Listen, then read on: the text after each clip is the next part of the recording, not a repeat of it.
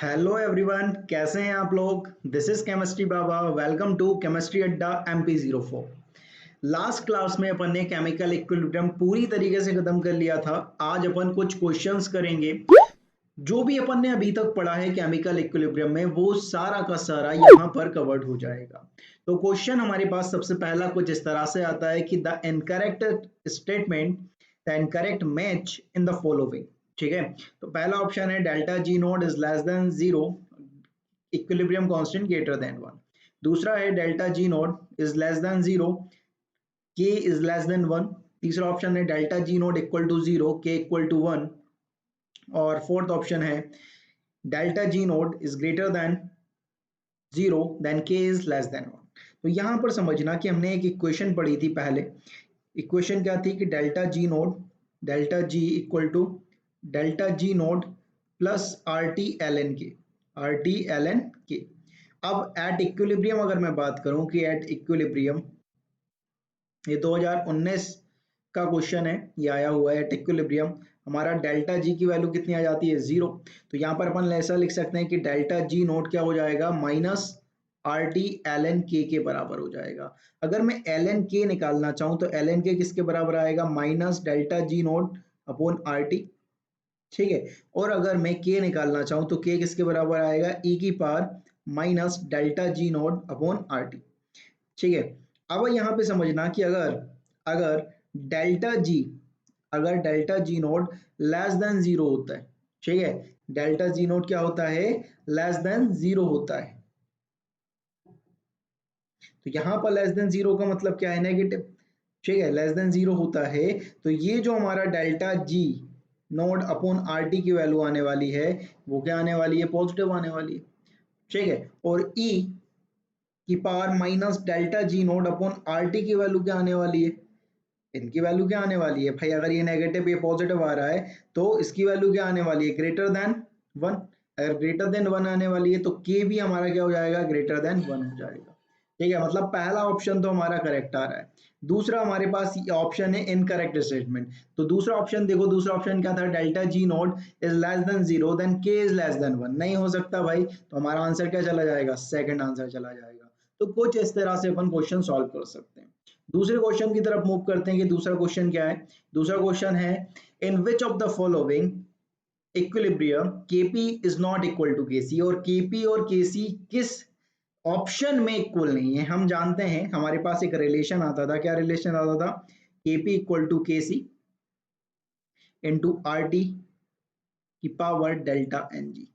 ठीक है, अगर मुझे केपी और केसी को बराबर करना है तो डेल्टा एन जी अगर मैं जीरो ले लेता हूँ, डेल्टा एन जी अगर जीरो ले लेता हूँ तो यहाँ पर KP equal to K C into R T, delta N G की वैल्यू जीरो रखता हूँ तो हमारा केपी इक्वल टू के सी आ जाता है। मतलब मुझे डेल्टा एन जी जीरो ढूंढना है। अगर डेल्टा एन जी जीरो आ गया तो केपी और केसी क्या हो जाएगा, बराबर हो जाएगा। तो पहले ऑप्शन देखो, यहाँ पर टू है, यहाँ पर कितना है, one plus one two, two minus two that is zero. मतलब यहाँ पर डेल्टा एन जी की वैल्यू कितनी आ रही है, जीरो आ रही है भाई। ठीक है, तो यहाँ पर केपी और केसी क्या है, बराबर है। दूसरा ऑप्शन देखो, दूसरा ऑप्शन में देखो टू माइनस, यहाँ पर काम की बात यह है कि ये सॉलिड है। हम क्या कर देते हैं कि डेल्टा एन जी क्या होता है, sum of molar stoichiometric coefficient of gaseous product minus sum of molar stoichiometric coefficient of gaseous state tank. तो यहाँ पर डेल्टा एन जी की अगर मैं वैल्यू फाइंड करूंगा ना तो डेल्टा एन जी की वैल्यू आएगी two minus one equal to one. अगर डेल्टा एन जी की वैल्यू यहाँ पर क्या आ रही है भाई, नॉट इक्वल टू जीरो। ठीक है, तो यहाँ पर केपी और केसी क्या होंगे, बराबर नहीं होने वाले हैं, ये ध्यान रखेंगे। ठीक है, तो आंसर क्या चला गया, ये चला गया। काम की बात ये थी कि हम सॉलिड का नहीं लेते हैं। इन दोनों में भी चेक करोगे तो यहाँ पर टू है और यहाँ पर भी क्या आ रहा है, टू। तो डेल्टा एन जी की वैल्यू जीरो आ रही है। यहाँ पे देखोगे तो वन प्लस वन टू और यहाँ पे क्या है, टू। तो two minus two that is zero. तो इन तीनों में तो डेल्टा एन जी की वैल्यू जीरो आ रही है। तो यहाँ पर क्या हो रहा है, के पी इक्वल टू के सी हो रहा है। लेकिन सेकंड वाले ऑप्शन में डेल्टा एन जी की वैल्यू जीरो नहीं आ रही है, तो उस बेसिस पर हमारा हमारा के पी और के सी क्या है, इक्वल नहीं है। दूसरे क्वेश्चन की तरफ मूव करते हैं कि दूसरा क्वेश्चन हमारे पास आ रहा है, which of the following reaction chemical which of the following reaction equilibrium constant are given. पहली रिएक्शन है sulphur plus O2 gives SO2। इसके लिए K1 हमें गिवन है 10 की पावर 52। दूसरा ऑप्शन है 2 sulphur plus 3 O2 gives 2 SO3। इसके लिए इक्विलिब्रियम कांस्टेंट की वैल्यू गिवन है कितना, 10 की पावर 129। तो equilibrium constant for the reaction 2 SO2 plus O2 gives 2 SO3। Normal सी बात है, ये जो रिएक्शन है हमारे पास, ये इन दोनों रिएक्शन से मिलके आई है। अब हमारे पास SO2 हमारे राइट हैंड साइड में था, यहाँ पर लेफ्ट हैंड साइड में है। तो अगर मैं इस इक्वेशन को उल्टा करता हूँ, ठीक है, पहली इक्वेशन को उल्टा करता हूँ, उल्टा करूंगा तो क्या हो जाएगा, SO2 गैस, ठीक है, gives sulphur solid plus O2 gas. तो इसके लिए जो इक्विलिब्रियम कांस्टेंट आने वाला है K1 डैश, उसकी वैल्यू क्या जाएगी, 1/K1 हो जाएगी। ठीक है, मैंने मोड ऑफ रिप्रेजेंटेशन को चेंज कर दिया, तो हमारा इक्विलिब्रियम कांस्टेंट भी क्या हो जाएगा, चेंज हो जाएगा। दैट इज 1/10 की पावर 52। अब आपने एक चीज और करी है कि इस इक्वेशन को यहाँ पर देखो, SO2 का कोई मोलर स्टोइचोमेट्रिक कोएफिशिएंट नहीं था, 1 था। अब यहाँ पर 2 आ रहा है, मतलब इस इक्वेशन को क्या करा आपने, 2 से मल्टीप्लाई कर दिया। अगर इस पूरी इक्वेशन को 2 से मल्टीप्लाई कर दिया है, तो ये जो इक्विलिब्रियम कांस्टेंट आने वाला है ना, अब उसका क्या हो जाएगा, स्क्वायर हो जाएगा। ठीक है, अब यहाँ पर SO3 जैसा था वैसा हो गया, और ये सल्फर से सल्फर क्या हो जाएगा, कैंसल आउट हो जाएगा। तो हमारे पास मेनली क्या आने वाला है इस इक्वेशन का, अगर मैं बात करूं, तो इसका इक्विलिब्रियम कांस्टेंट हमारे पास आएगा 1/10 की पावर 52 का स्क्वायर इंटू 10 की पावर 129। तो यहां से अगर देखेंगे तो k कितना आ रहा है, 1/10 की पावर 52 का स्क्वायर कितना होगा, 1/104 इंटू 10 की पावर 129। तो यहां से अगर k निकालेंगे तो k हमारे पास निकल के आने वाला है 10 की पावर -104 इंटू 10 की पावर 129। तो आंसर निकल के आएगा k इक्वल टू 10 की पावर 25। आंसर क्या आएगा, 10 की पावर 25। ये ध्यान रखेंगे।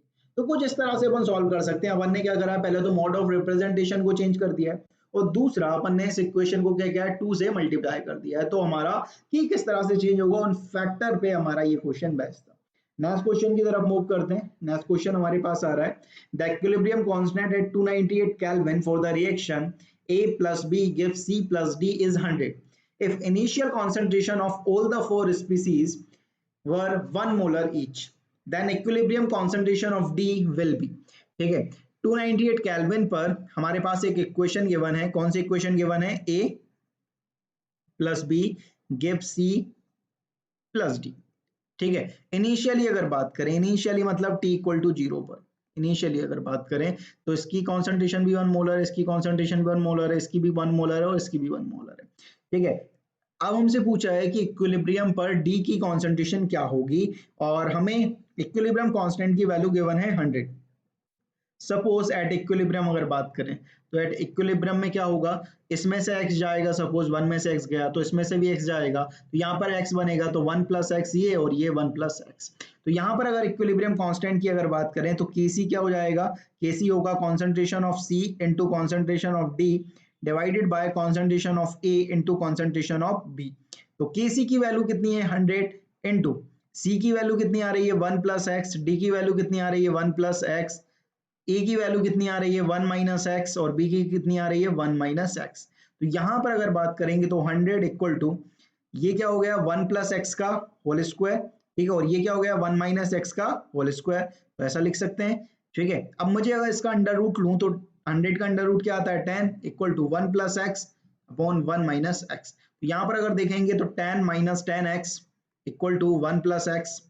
यहाँ पर हमारे पास वैल्यू हो जाएगी 10 minus 1 equal to 10x plus x, तो 9 divided by equal to 11x, x equal to 9 upon 11, that is 0.888। ठीक है, लेकिन मुझे D की कॉन्सेंट्रेशन चाहिए, और D की कॉन्सेंट्रेशन कितनी है, कॉन्सेंट्रेशन ऑफ D आ रही है मेरे पास 1 प्लस एक्स के बराबर। तो 1 प्लस एक्स मतलब 1 प्लस 0.88, दैट इज 1.88। तो आंसर क्या चला जाएगा 1.88। ठीक है, 1.818 ऐसा बोल सकते हैं अपन, आंसर जाएगा 1.8। ठीक है, तो कुछ इस तरह से हमारा सॉल्व हो जाएगा। नेक्स्ट क्वेश्चन की तरफ मूव करते हैं। नेक्स्ट क्वेश्चन हमारे पास आ रहा है, for the reaction SO2 gas plus half O2 gas gives SO3 gas if Kp equal to Kc into RT की power x where the symbol has usual meaning then the value of x will be. अपन जानते हैं हमारे पास क्या होता है, Kp equal to Kc into RT की पावर डेल्टा एन जी, मतलब x यहाँ पर डेल्टा एन जी की तरह काम कर रहा है। ठीक है, तो हमें x पता करना है कि x क्या होगा। यहाँ पर अगर बात करें तो डेल्टा एन जी हमारे पास आने वाला है, प्रोडक्ट की स्टोइकियोमेट्रिक कोएफिशिएंट कितना है 1 माइनस रिएक्टेंट का कितना है 1 प्लस हाफ दैट इज 3/2। तो यहाँ पर डेल्टा एन जी की वैल्यू आने वाली है हमारे पास -हाफ।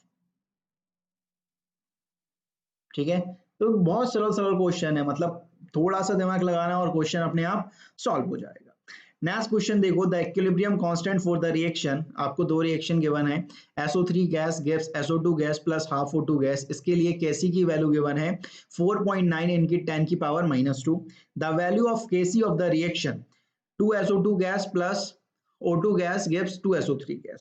अब नॉर्मल सी बात देखो यार कि जब इन्होंने क्या किया है, एक तो इस रिएक्शन को पलट दिया, अगर रिएक्शन को पलट दिया तो इक्विलिब्रियम कांस्टेंट क्या हो गया भाई, जो के आने वाला है, जो के आने वाला है वो क्या हो गया 1/K1 के बराबर हो गया, केसी के बराबर हो गया पहले तो जो गिवन है। ठीक है, और इन्होंने क्या करा हुआ है, और इन्होंने इस रिएक्शन को 2 से मल्टीप्लाई करा हुआ है। देखो यहाँ पे SO3 का कोएफिशिएंट कितना था 1, यहाँ पर कितना आ रहा है 2, यहाँ पर हाफ था तो कितना आ गया 1, यहाँ पे 1 था तो यहाँ पे कितना आ गया 2, मतलब 2 से मल्टीप्लाई भी कर दिया। तो यहाँ पर इसका क्या हो जाएगा whole square that is 1/4.9 into 10 की पावर -2 का होल स्क्वायर। अब अगर थोड़ा सा दिमाग लगाएं तो 4.9 की जगह अगर मैं 5 लेके सॉल्व करता हूं इसे, तो ये मेरा क्या हो जाएगा 1/25 और 10 की पावर -4। अब मैं इसे ऊपर लेके जाता हूं 10 की पावर -4 को, तो ये क्या हो जाएगा 1/25 इंटू 100 इंटू 10 की पावर 2। ठीक है, तो यहां से ये 4 टाइम्स, तो आंसर क्या आएगा लगभग 400 के बराबर आएगा। ठीक है, तो यहाँ पर 400 के बराबर आंसर देख लो कोई सा, 400 के बराबर, ये 416 देखे रखा होगा, तो ये आंसर क्या होगा, ये होगा। तो कुछ इस तरह से अपन सॉल्व कर सकते हैं। अपन ने कुछ नहीं करा है, जो अपन ने पढ़ा है वो उसी को अप्लाई किया है, और जैसे जैसे अप्लाई करते जा रहे हैं वैसे वैसे हमारा जो क्वेश्चन है वो आराम से सॉल्व होता जा रहा है।